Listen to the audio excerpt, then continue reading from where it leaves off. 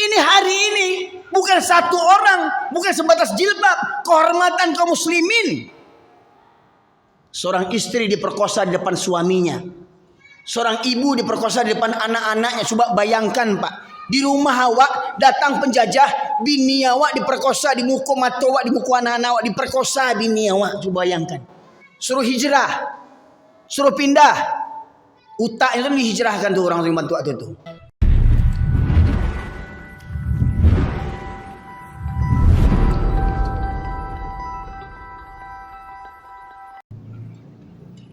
Makanya tadi sampaikan sama pembawa acara, tema kita bagaimana jamaah subuh bisa ramai seperti jamaah sholat Jumat.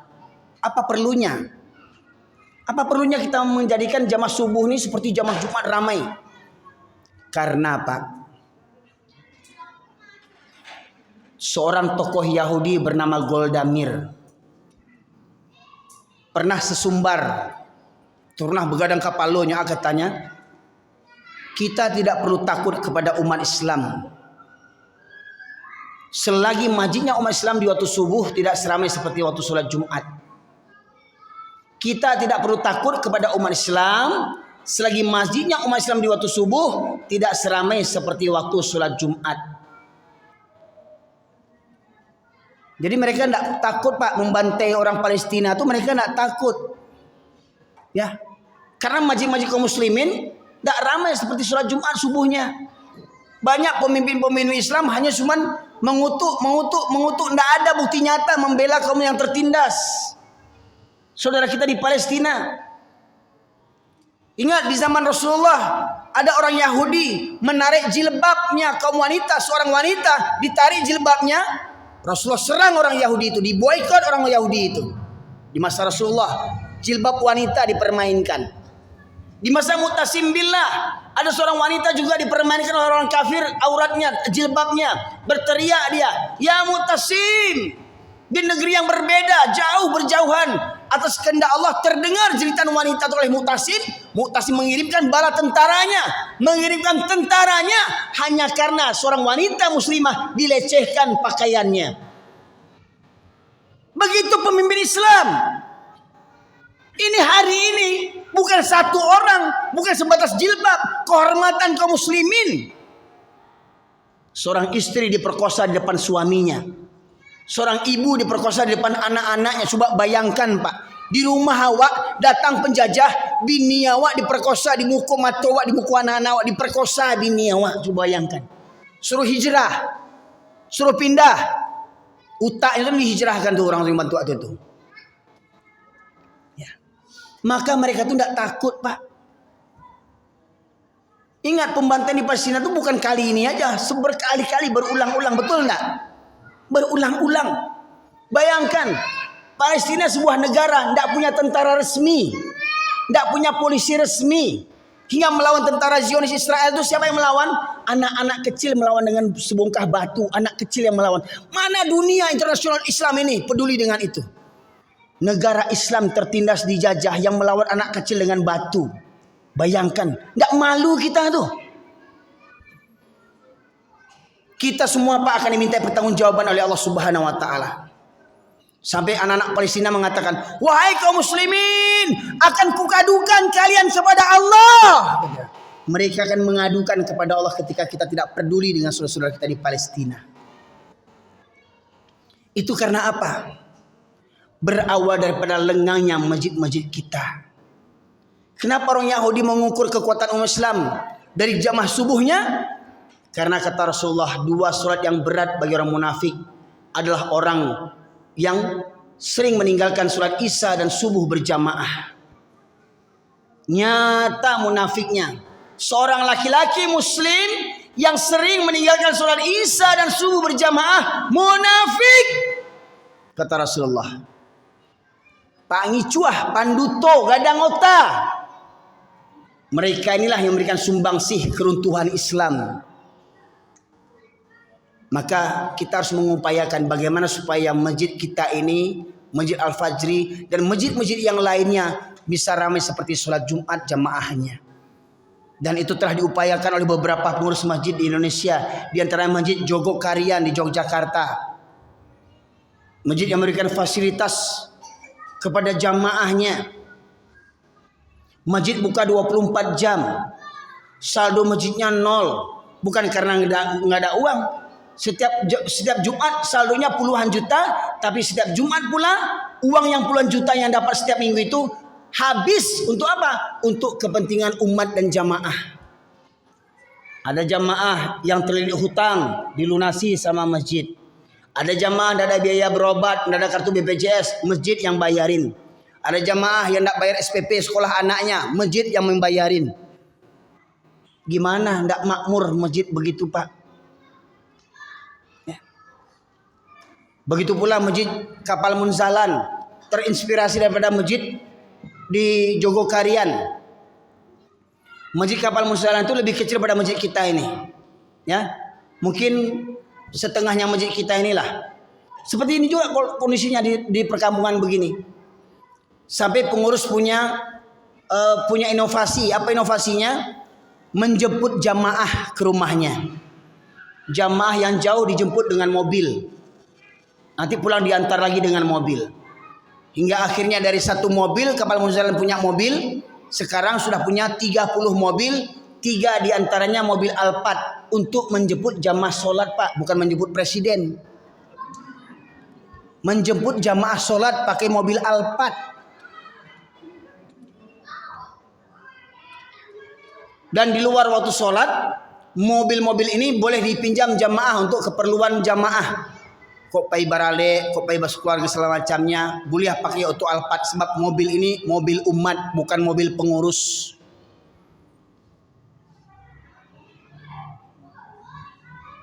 Dijemput jamaah subuh. Habis sholat subuh kok ada pengajian, habis subuh itu dikasih sarapan. Zuhur dijemput. Setelah sholat zuhur dikasih makan siang. Maghrib dijemput. Setelah sholat maghrib dikasih makan malam. Sehari 3 kali gratis, Pak, makan sehari. Sehari 3 kali. Bayangkan. Gimana gak ramai masjid begitu itu? Dari mana pitihnya? Aduh, dari mana pitihnya? Dari umat, dari Allah. Aku nak mohon maaf kok, Pak. Banyak pengurus-pengurus masjid ganti pengurus, ganti karpet. Ganti pengurus, ganti pagar. Ganti pengurus, ganti cat. Ganti pengurus, ganti garin. Ya. Jamaahnya begitu-begitu juga. Yang dipikirkan sekarang bagaimana ganti pengurus, jamaahnya semakin ramai. Nih salah satu PR kita, Pak. Mana yang muda-muda yang datang sekarang ini, yang muda-muda ini? Mana? Nggak ada kan? Berapa banyak anak SMP di komplek kita nih? Berapa banyak anak SMA? Mana mereka? Nggak ada nampak batang hidungnya. Aku PR pengurus kok.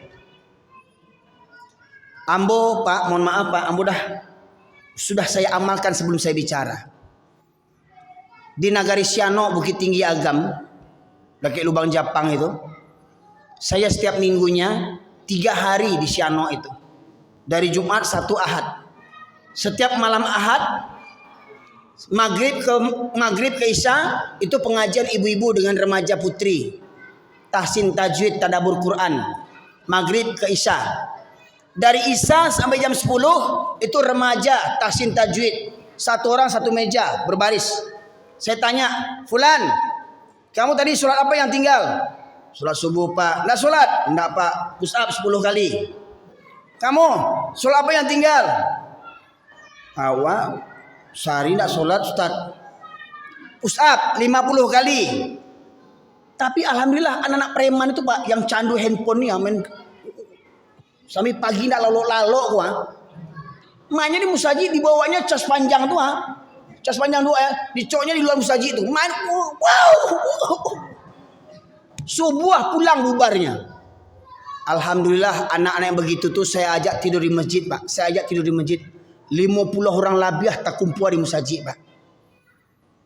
Tahsin tajwid.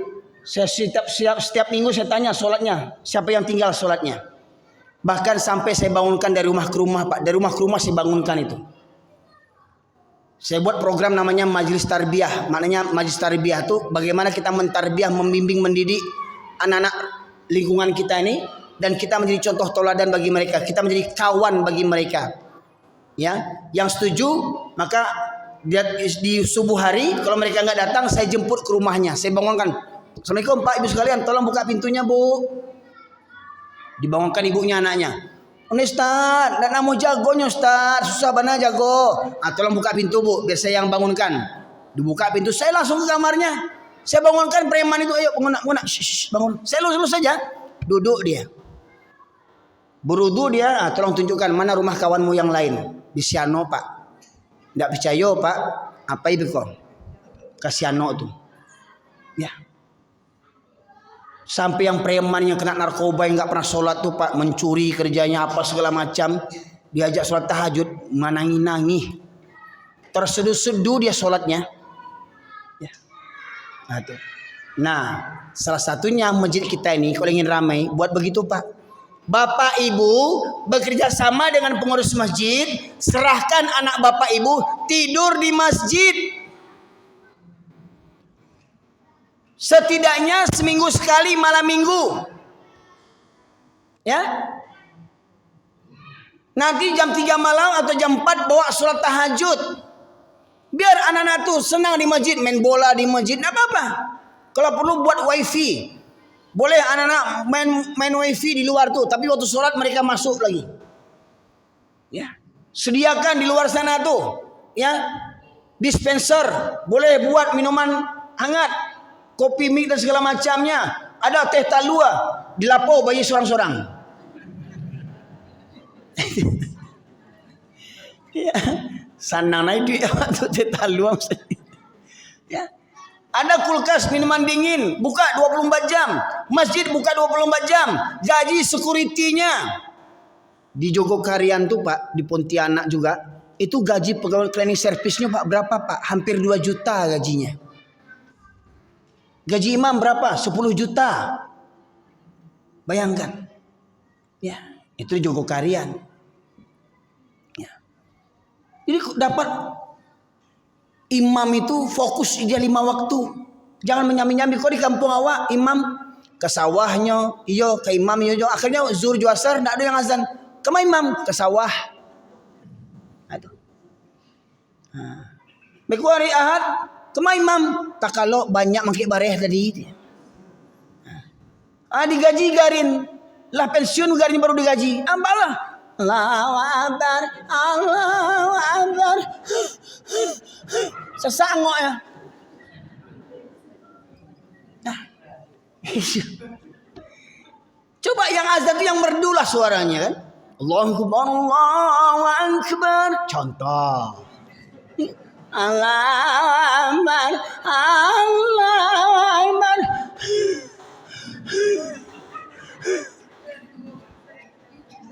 Bagaji 100.000, ya wajar 100.000 bagaji. Sasangoknya gaji 100.000, nyo ke sawah yo juga, manjek kerambi yo juga, suruh lo azan tu sasangoknya. Muliakan. Walau saya yakin para imam, para garim itu tidak akan mengharapkan duniawi, tapi jangan lupa kita hargai pengorbanannya untuk urusan dunianya, siap 5 waktu. Saya Pak 6 tahun saya di Malaysia tuh, gaji imam-imam itu Masya Allah lebih tinggi daripada gaji pegawai negeri. Rumah dinas dapat, mobil dapat. Nah, cuma di Malaysia itu Pak, dia imam, dia khotib. Jadi di masjid itu cuma 4 atau 5 imamnya. Hanya saja ceramah khutbahnya di mana-mana masjid sama semuanya, tidak ada berbeda.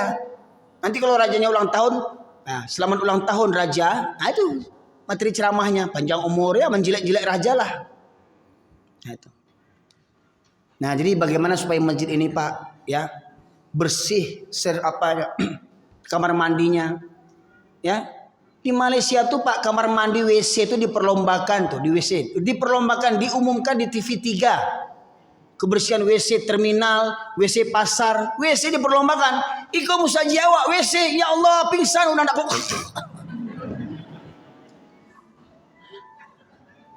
Musaji WC bantu atu, tumbuh ariang. Ya kan? Ke sungai mohon maaf tuh kadang musaji ada main menyungjang, enggak badin dia belakang tuh penyungjang. Cari orang di belakang tuh.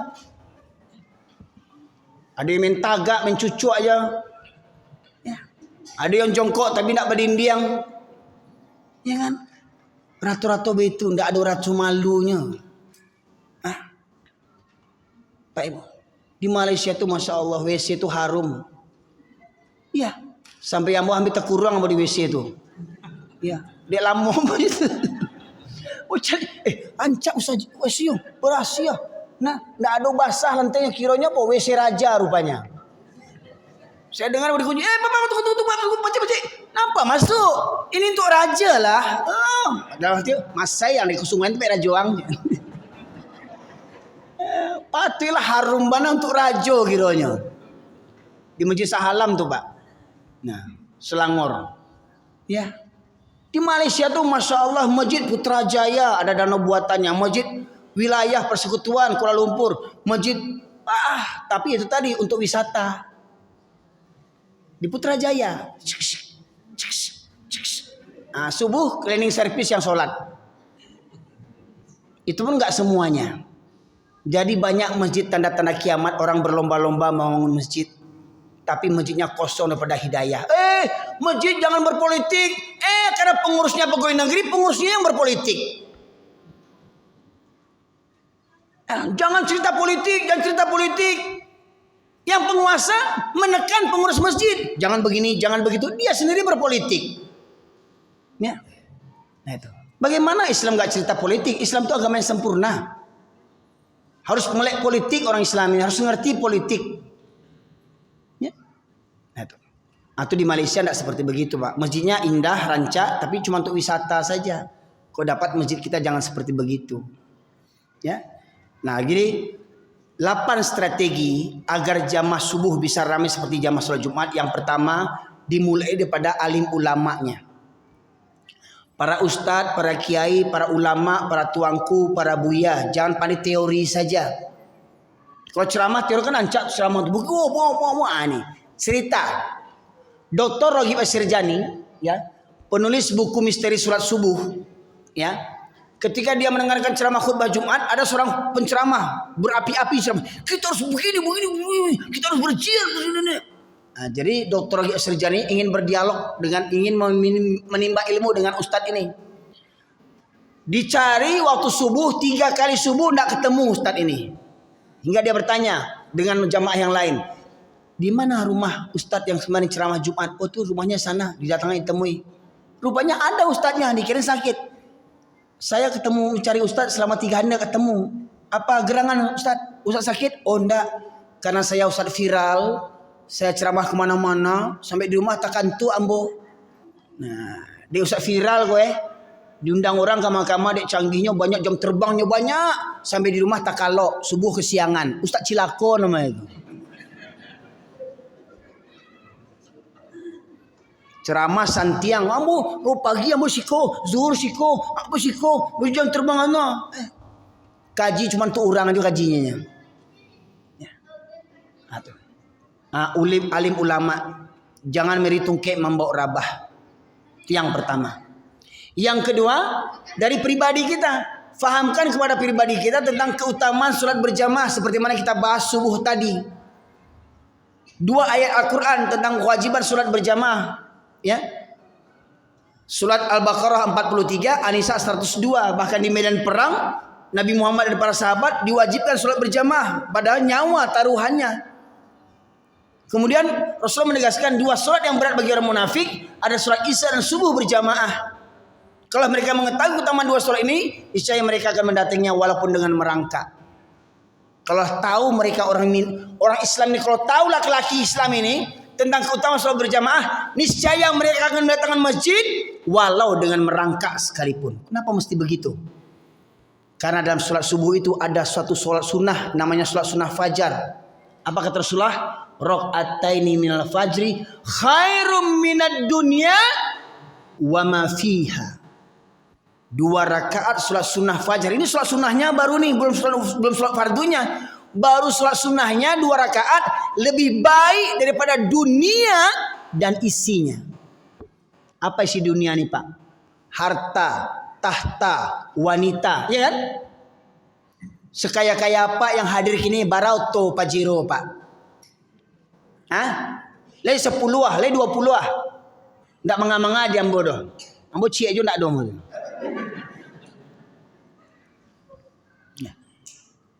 Oto sadunia, bara banyaknya oto sadunia, bara banyaknya. Kok ibu-ibu punya ameh, bara gantang, bara tong, bara jerigen sama sibuk itu. Ameh sadunia kok bara banyaknya. Apa punya bini rancak, sesi, bahenol. Cieknya. Pak, saranca-rancak bini apa kalau lalok ngeces. Adek itu subuh terlambat lo tuh. Ya, dek, abang ke masjid ya. Abang, tangkut ada manci. Bakawanan bini yang bonjari yang angok itu. Cie bini bantu tu lambat lo subuh adeknya tuh. Campaan bini bantu tu ganti bini baru 2024 kok.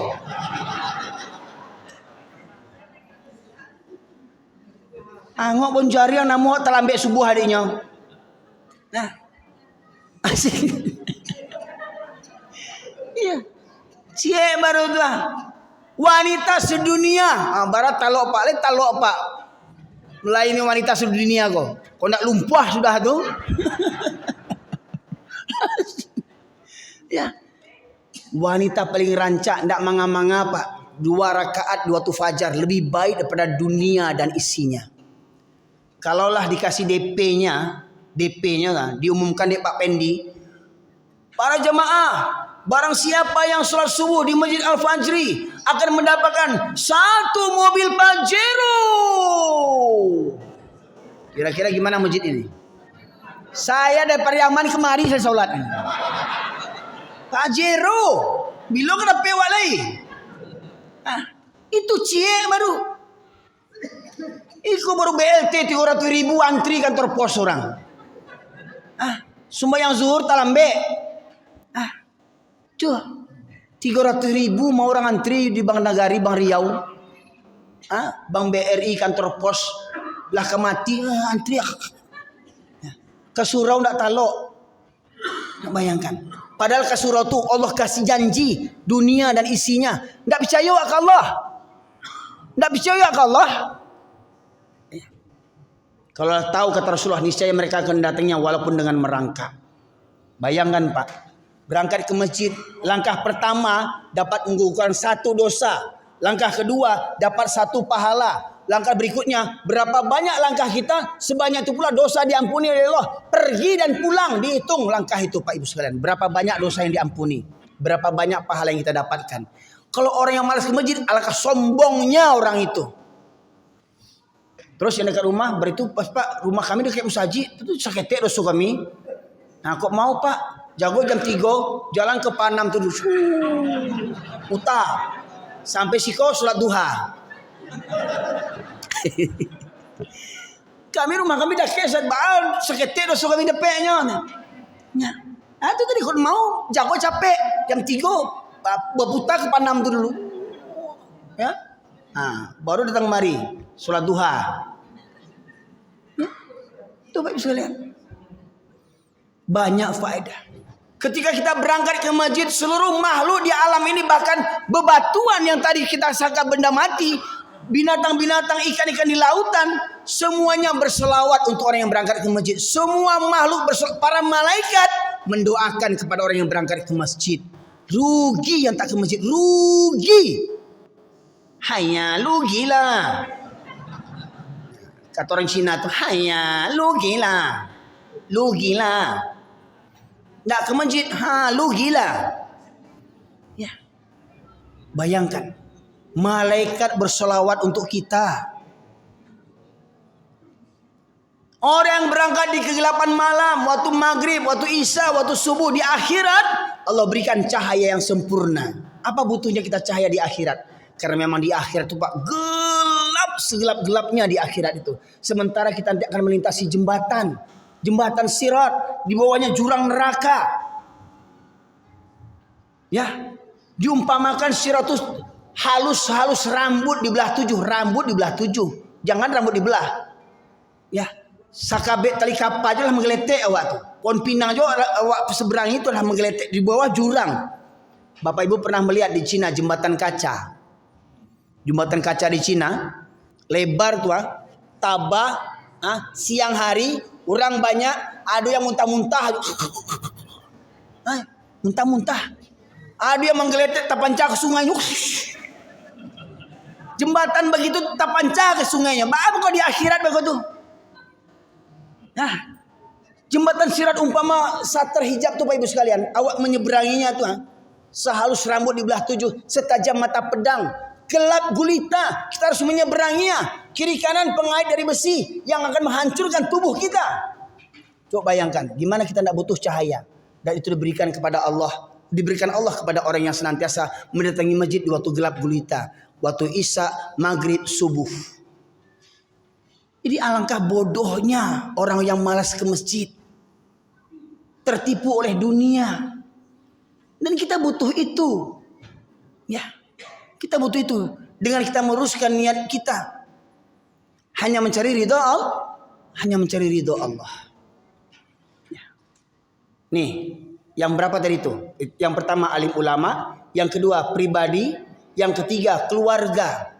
Ajak keluarga ke masjid. Ya, apa kata Rasulullah tadi? 2 surat yang berat bagi orang munafik adalah surat isya dan subuh berjamaah. Kalau mereka mengetahui keutamaannya, niscaya mereka mendatanginya walaupun dengan merangkak. Dan aku ingin segera dikumandangkan qomat. Rasulullah berkeinginan memerintahkan orang untuk qomat, dan Rasulullah berkeliling kampung dengan sahabat, sebagian sahabat yang lainnya sembari membawa kayu bakar. Apabila aku dapati ada laki-laki yang masih berada di rumah sementara qomat sudah dikumandangkan, maka akan aku bakar rumah mereka, kata Rasulullah. Bapak Ibu rindu enggak ju Rasulullah? Rindu enggak? Ingin bersobot enggak ju Rasulullah? Namun enggak kalau berandai, kalau boleh berandai, namun enggak Rasulullah hidup di zaman awak kini. Cuman konsekuensinya hidup Nabi kini lah habis rumah awak tabakah. Ya, ayah rajin ke musaji, anak terlambat. Mintu rajin ke musaji, minantu terlambat. Apalagi orang Minang kok santuan kasidinya kan. Ma minantu ni lalu baru aja guan sagan awak kasumando awak sagan awak kasidi awak. Ambo sidi pak galambo pak makanya ambo gala sidi. Kok sultan kok berang sultan kok segoga. Ambo galambo sidi.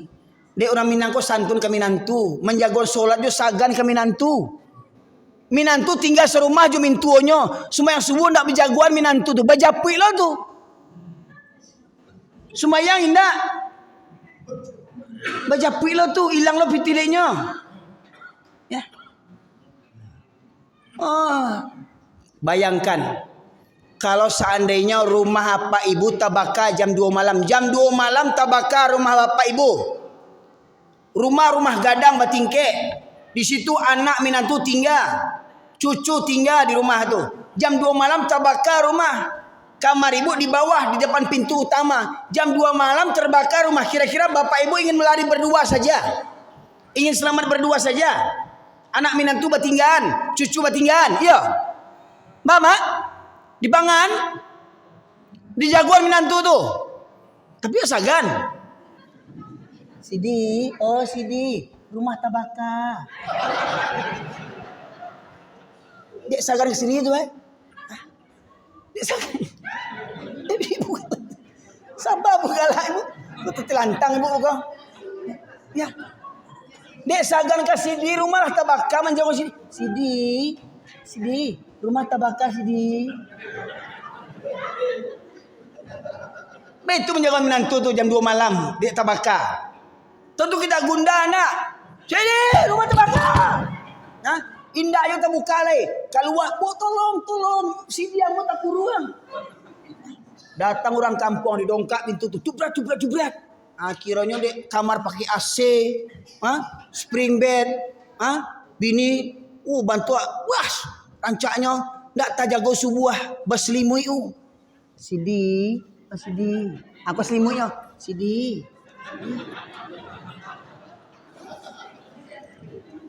Dia sagan ke minantu tadi Iko minantu mintu acok kamu saji minantunya di padian lalo. Panggang minantu tu.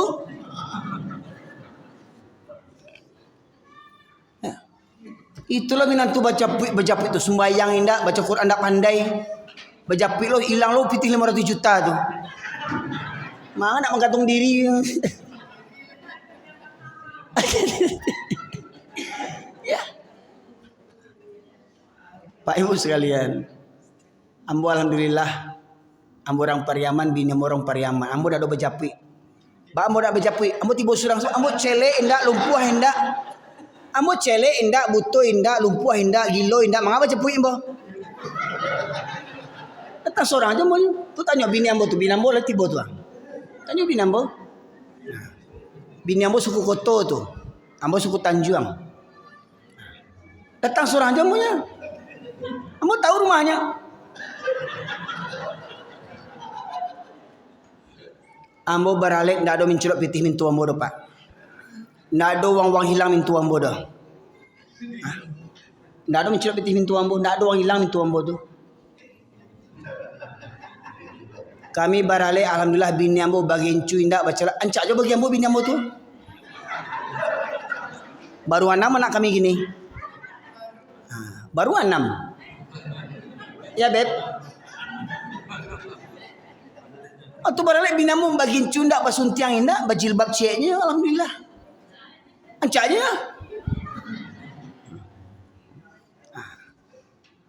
Azan zuhur, azan asar ambo marapulai jadi mama mau dimusaji. Sado jamah tamu laki-laki ambo kamu saji sadonya waktu barale itu. Alhamdulillah mau barale ndak ada organ-organ orang soleh yang tibo. Ndak ada organ. Aku nak ndak borgen aku orang kampung beko orang kampung ni dengan orang kampung tele banyak ni. Ndak borgen beko aku orang kampung beko bangsa banawa. Lah tahu bangsa bau utang-utang lo borgen tu ndak terduntuang. Alhamdulillah kamu baralik ndak ada yang borgen. Ya. Diundang tamu 10 tibo 2 bagi amplop.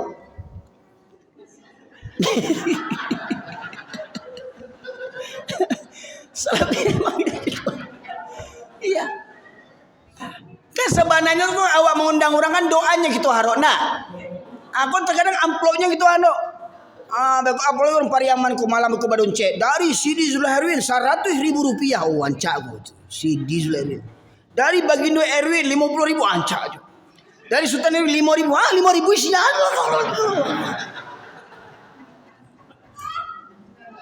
Rp5.000 isi bulan ada gini kerambi aja berace aja. Makan datang tangguang tuh randang diambilnya, lawak diambilnya, anak-anak dibawa sadunya cangok lo tuh aja. Nasi yo, soto yo, serabi yo, cindo yo, sate yo, 5.000 dia gie. Alah, bye-bye. Tiba lo sana dari Pekanbaru, leba labo le, labo ditanya barang le, manjak menggaleh atau mangga tu. Tuh Pak Ibu sekalian. Aku awak orang Minang kece awak. Seakan-akan barale itu wajib basuntiang, wajib bagincu, wajib make up dia itu banyak yang tak solat. Seakan-akan barale itu wajib pakai organ tunggal, kau tak pakai organ, kau tak rami orang. Panggang aja rumah tu rami orang tu.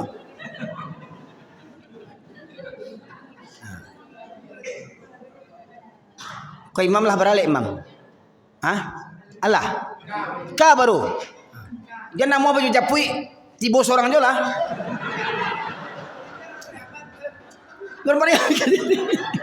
Amo kira siap kau seorang Pariaman kau sana kau. Dia nak mau baju japui, lumpuh awak. Tibo seorang. Jangan mau menjual diri awak gratis kan? Ya. Beko beralik beko. Jangan agiah bini awak pasuntiang-suntiang tu. Rancak bini awak untuk awak seorang, jangan agiah ke laki orang lain. Kau ndak ancak bini awak pasuntiang. Bersalam-salam kau kecek tamu tu. Barana ampe kau di nanti jo. Masailah. Barana ampe bini awak ditunggunya julai. Bu, jangan lapeh nagalak tu bu kau terantang bu kau. Ambo barale di Bateh tamu laki-laki jo padusi tu. Di Medan ambo barale tu. Di Medan. Sebab itu ilmu yang ambo tahu dan itu kan diminta pertanggungjawaban. Jadi jangan awak menjual agama awak. Baik ibu sekalian, alhamdulillah waktu mubarale ambo yang ulan pitih 1 juta ambo bagi ke bini ambo. Alhamdulillah dapat kasur, dapat lemari, dapat ranjang, dapat 1 juta 3 in 1. Tanya je bini ambo tu. Tapi yo sekitu lalok apa le? Maaf ya bebe ya. Itu yang dapat ketika itu. Baik 1 juta dapat 3, lemari dapat, kasur dapat, ranjang dapat, kasur itu. Kini orang bantai je 1 juta orang beli bantai gini. Awak 1 juta dapat isi kasur, isi kamar sadonya. Tapi lalu tekan perasaan.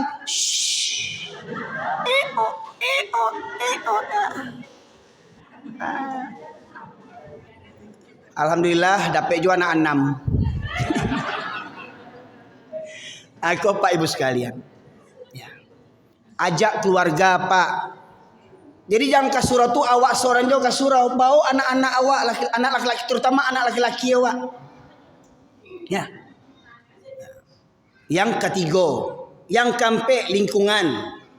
Aku Pak RT, Pak RW, beko di akhirat diminta pertanggungjawabannya gua. Aku ada Pak RW tiba gua. Pak RT yo. Pak RW Pak RT. Pak RT alhamdulillah tiba. Aku Pak RT nak bantu aku aja contoh gua. Kau Pak RT Siko enggak? Oh tetangga RT Siko lagi tiba? Lagi? Alhamdulillah. Ya. Baik itu Pak RT itu nanti akan diminta pertanggungjawabannya bagaimana nanti rakyat dipimpinnya. Itu baru RT baru tuh. Kalau presiden, ini jangan bangga mana wajib presiden. Banyak apanya tuh hisapnya pokok di akhirat. Abu Bakar radhiyallahu anhu diangkat dari khalifah, menangisnya, camenya, innalillahi wa inna ilaihi raji'un, menangisnya. Orang kini enggak jadi terpilih menangisnya, bahkan jadi gilonya.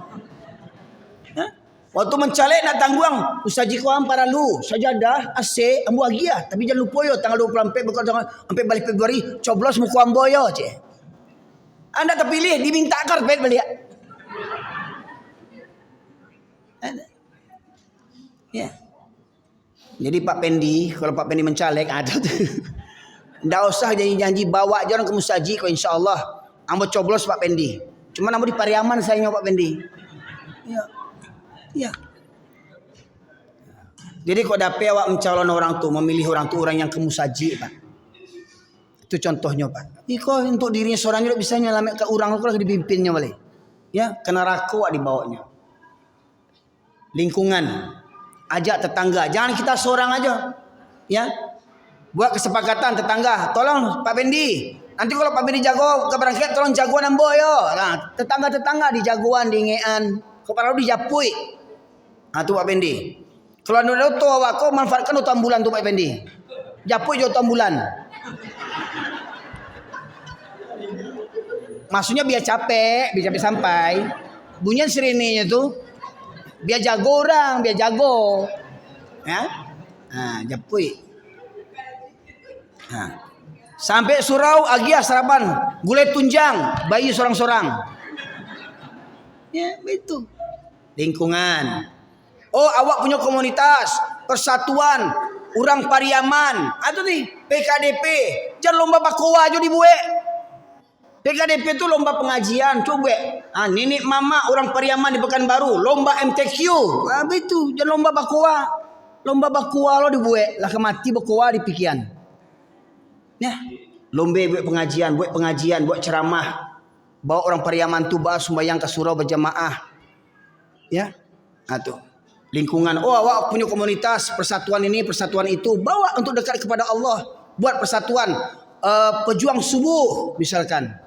Ya, biker subuh, ya pada orang motor-motor tuh ya, angkat subuh ni hari kau subuh siko, besok subuh situ, touring dari mosque to mosque, dari masjid ke masjid, ya 4, 5, ya pengurus masjid berinovasi, tuh pengurus masjid berinovasi. Alhamdulillah Masjid Al-Fajr ini mengundang ulama-ulama yang hebat-hebat, profesor, doktoranus segala macamnya, yang mungkin tidak semua masjid bisa seperti menghadirkan orang-orang ahli di bidangnya. Maka bersyukurlah jamaah ini, masya Allah bersyukur Pak, guru-guru hebat datang ke masjid ini, ya. memberikan ilmunya, berbagi ilmu kepada jamaah. Beruntung sekali jamaah ini. Ya. Tapi yang namanya manusia ada saja yang ya tak menghargai upaya, tak mendukung program ini. Ya. Itulah sunnah manusia itu. Ya, pengurus masjid berinovasi, bahas supaya jamaah kau nyaman. Ya, macam gini kok semua program kegiatan masjid diviralkan di dunia maya. Ya, buat program iko, buat program malam minggu tidur di masjid remaja-remaja, pemuda-pemuda, ya agak sarapan paginya, posting di grup, ya ada segala macamnya. Dunia akan mencalia, orang di rantau mencalia, orang luar negeri mencalia, hingga akhirnya itulah Masjid Kapal Munzalan itu yang dapatnya 5 miliar sampai 9 miliar per bulan dari itu. Program mereka itu jelas. Bayangkan jamaah dikasih makan, yang tidak punya modal usaha dikasih modal. Yang tidak ada biaya berubat ke rumah sakit dia giah biaya UB. Yang tidak ada anak sekolah ke biaya sekolah anak dari SD sampai sarjana musaji menyekolahkan. Tiap bulan membagikan beras sebanyak 8 ton tiap bulan. Disebarkan oleh relawan pemuda remaja masjid. Berapa relawannya? 2.500 relawan pemuda masjid. 2.500 pemuda masjid. Ma pemuda awak. Kau dapat pak, setiap malam minggu buat malam di musaji, lalok di musaji, remaja-remaja kau lalok di musaji, kau dapat apa-apa satolo di musaji, solat tahajud jam 3 malam kau nak jam ampe solat tahajud, agiah snack, agiah minuman supaya bersemangat. Kau bilo-bilo kau 3 bulan sekali, 6 bulan sekali wisata dakwah ke Pariaman, tuh kata Tempe Ambo kan. Dakwah, alhamdulillah. Ambo lai, rumah ambo mewah, ya mepet sawah kecil orang Jawa. Di muka sawah.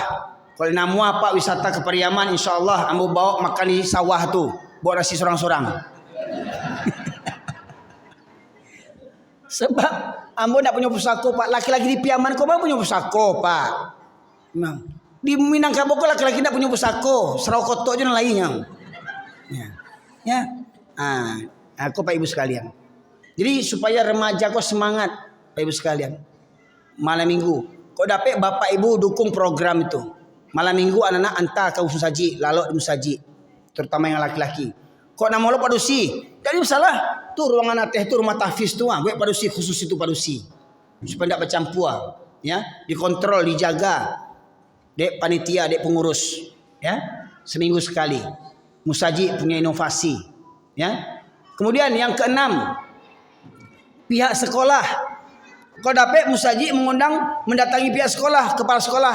Gimana Pak Ibu? Kita buat program mabit untuk siswa-siswa. Apa mabit itu? Malam bina iman dan takwa. Sebab Pak, ambo diundang ke sekolah, ambo survei anak-anak tuh dari 300 sampai 700 siswa di sekolah itu. Saya survei, tidak sampai 10 orang yang menjaga sholatnya. Itu di Sumbar tuh, di Sumbar. Dari 700 pelajar muslim Minangkabau, tidak sampai 10 orang yang menjaga sholatnya. Bayangkan tuh. Sanak kemanakan awak orang Minang tuh. Dari 700 siswa, tidak sampai 10 orang. Tidak prihatin awak tuh. Buat mabit, malam bina iman dan takwa. Lalu di musaji setiap malam minggu. Undang pihak sekolah bekerja sama dengan pihak masjid. Ya. Kemudian yang terakhir para agnia, para orang-orang kaya. Ya, tolong sumbangsihkanlah hartanya. Selama ini kita hanya memberikan fisik masjid, tetapi kita lupa menguatkan mental jamaah masjid. Ya, berikan semangat mental jamaah masjid itu. Tidak apa-apa.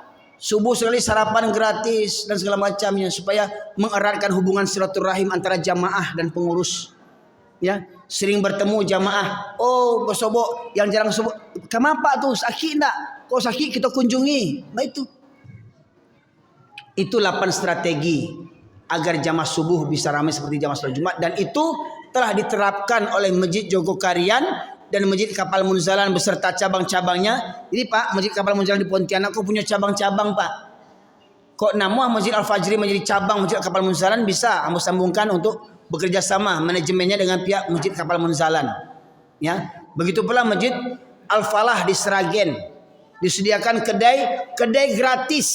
kedai gratis, kedai kopi gratis, kedai rumah makan gratis. Ya. Tuh kau dapat masjid melayani umat. Ya, masjid tempat mengadunya umat. Ya, kadang umat kau susah kami nyelampiti, orang tak percaya. Sana berang. Kamu minta lagi. Kamu saji minta ke Allah. Minta ke Allah. Dan ingat, pengurus masjid adalah wakil-wakil Allah untuk melayani umat. Semoga kiranya pengurus Masjid Al-Fajri Allah berkati dan rahmati hingga dimudahkan untuk membuat program-program. Dan ingat Pak, kita berbuat tak perlu mengharapkan pujian manusia dan imbalan di dunia. Cukuplah Allah saja menjadi tujuan kita. Kalau kita berbuat demi Allah, insya Allah Allah dan Rasulnya serta orang beriman yang akan melihat perbuatan kita. Dan insya Allah orang-orang kaya dari kaum mukminin akan menyumbangkan hartanya untuk setiap program untuk membentukkan mental jamaah musajid kita.